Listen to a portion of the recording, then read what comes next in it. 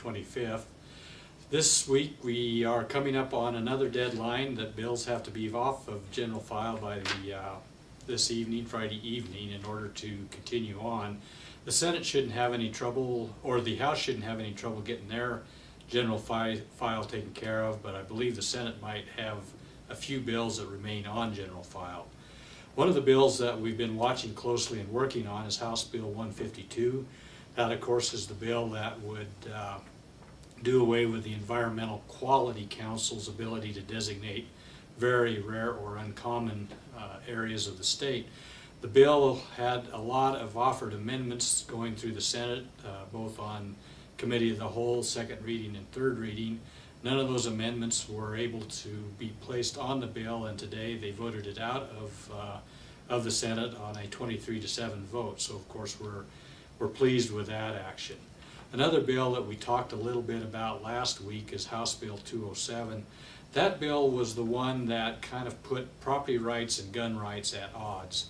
And there was a hearing in Senate Transportation, or Senate Travel, the other night, and after a lot of testimony in opposition to it, the committee did vote that bill down on a 0-5 vote.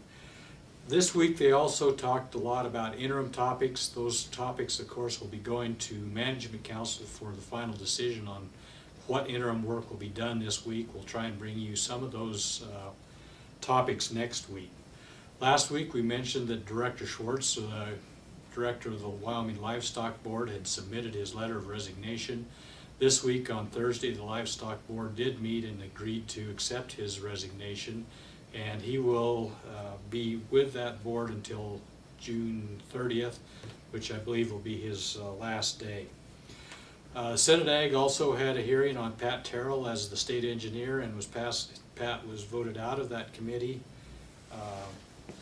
voted to go to the floor of the Senate for final confirmation. And Senate Travel also discussed Scott Talbot's directorship of the Game and Fish, and he was voted go forward on that one. So, Brett, we've had a couple of bills that you've been following, and some of those I think are of importance to our members as well. The bill I'll talk about today is House Bill 100 that dealt with how the Game and Fish Commission could acquire land. The bill attempted to make it so the commission could not acquire land through adverse possession or prescriptive easement. We learned today that a second reading amendment was put on that essentially allowed or perhaps even encouraged the Game and Fish Commission to use these types of methods to gain land. It has passed the third reading in the Senate, and now we'll go to a conference committee. That's where we'll have to be active to see what we can do to fix that bill. Another Senate file to talk about today is Senate File 9, which establishes a modeling technique for counties and other agencies to obtain the economic impact of land use decisions.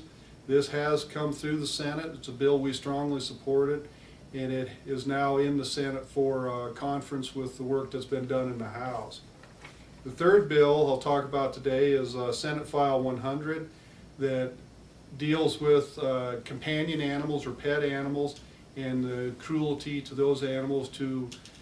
What this bill does is it gives counties some funding to deal with problems when they have somebody that has too many animals they can't control or take good care of.